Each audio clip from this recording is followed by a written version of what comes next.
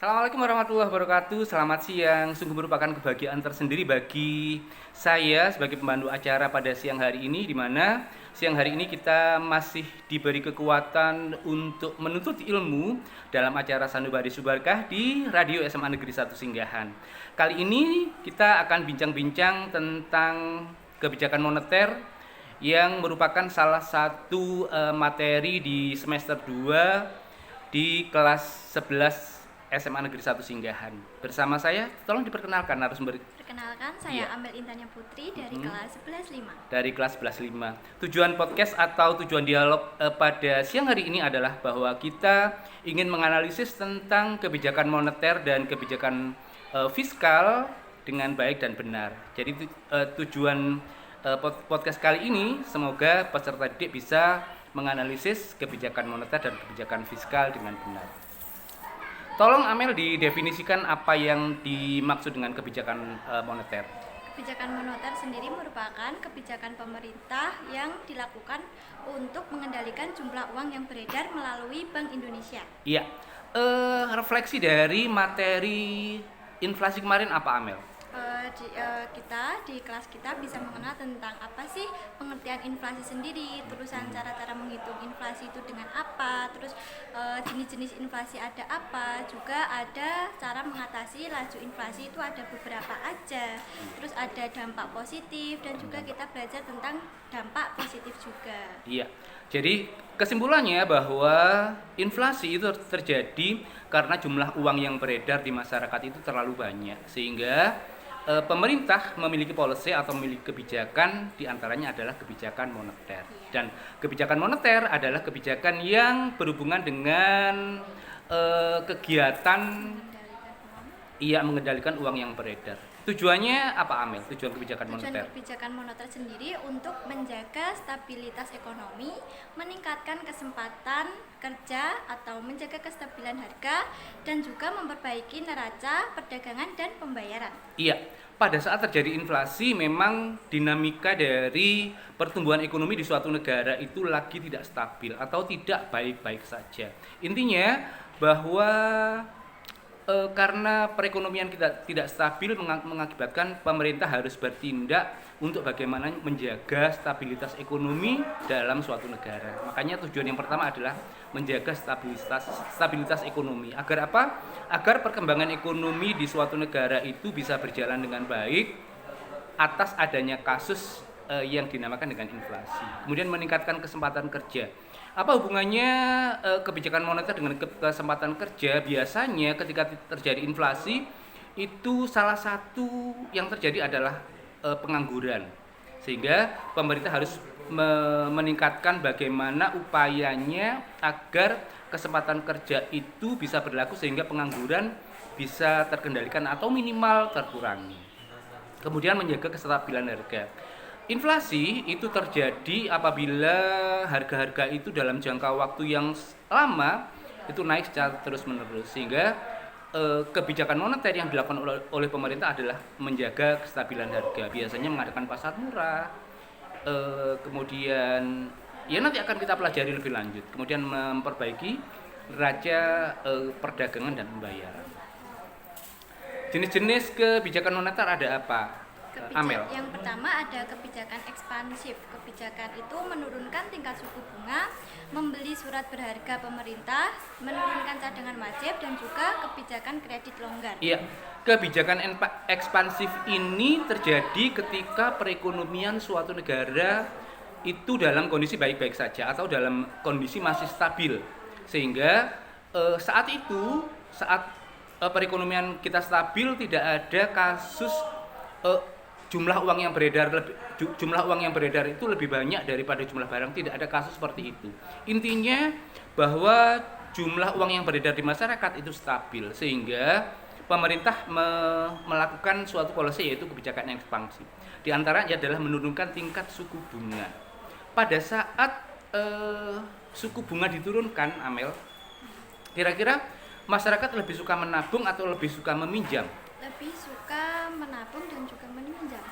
Kalau tingkat suku bunganya diturunkan, Oh, lebih suka meminjam. iya lebih suka meminjam. kenapa kebijakan ekspansif ini dilakukan oleh pemerintah? Karena pada saat perekonomian stabil biasanya tingkat pendapatan juga tinggi, sehingga pemerintah melakukan suatu kebijakan menurunkan tingkat suku bunga agar orang cenderung meminjam untuk digunakan melakukan kegiatan usaha.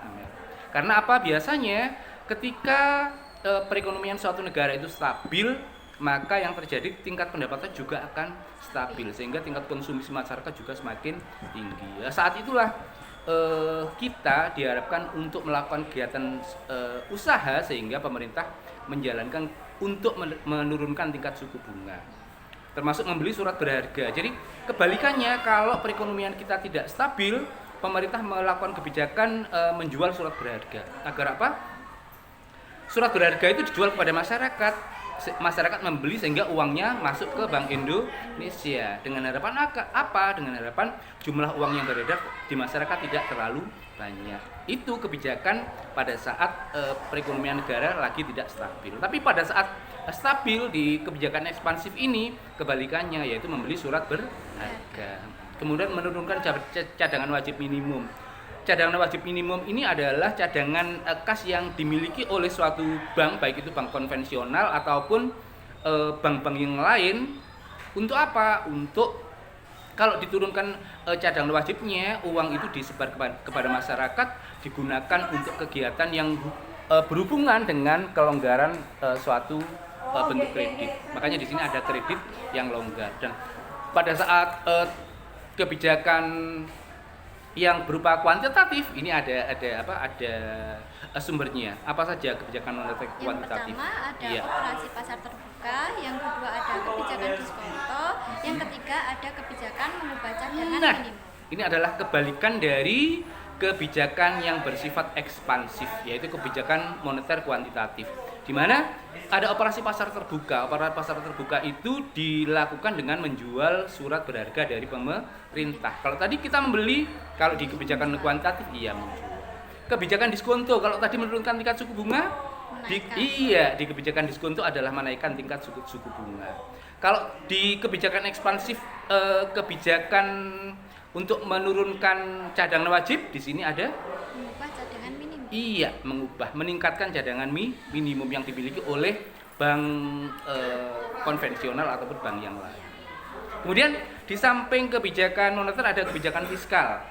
Coba pengertian dari kebijakan fiskal apa, Amel? Kebijakan fiskal sendiri merupakan kebijakan yang dilakukan pemerintah dalam pengelolaan, penerima dan pengeluaran negara. Iya, penerimaan negara yang paling besar adalah dari Peminjaman uang itu. bukan pajak. Oh, pajak. Iya, dari pajak.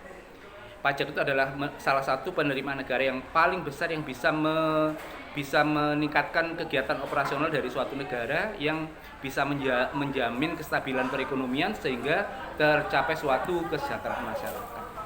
Macam-macam kebijakan fiskal ada apa, Amin? Yang pertama ada kebijakan ekspansif. Yang pertama menaikkan pengeluaran pemerintah, menaikkan transfer payment dan juga menurunkan pajak. Iya. Jadi ada juga kebijakan fiskal yang bersifat kuantitatif. Instrumennya apa saja?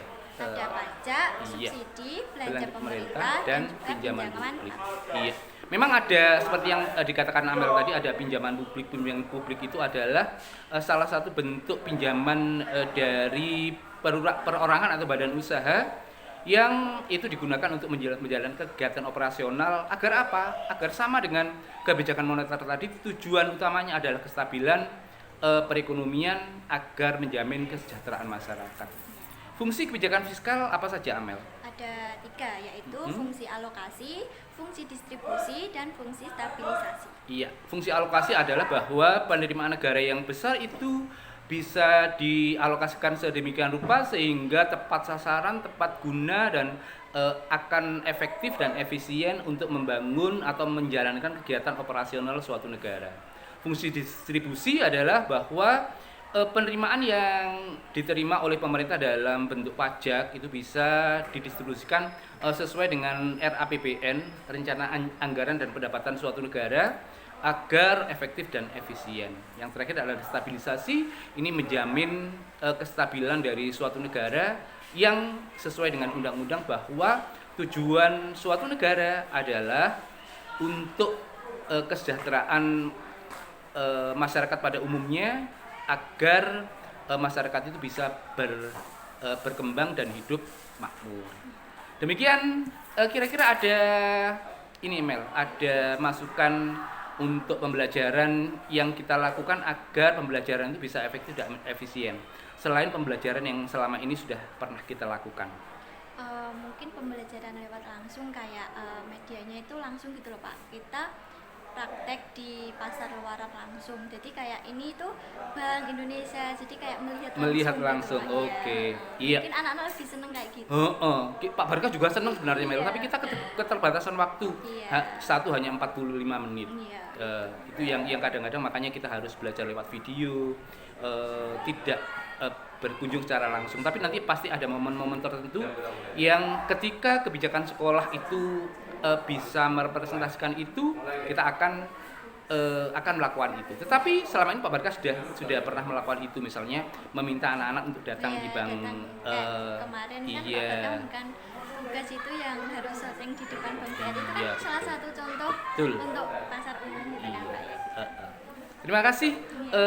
Kurang lebihnya mohon maaf. Saya sebagai pemandu acara di Radio SMA Negeri 1 Singgahan, saya Subarkah dan Saya Amel Hitania Putri. kurang lebihnya mohon maaf. Assalamualaikum warahmatullahi wabarakatuh.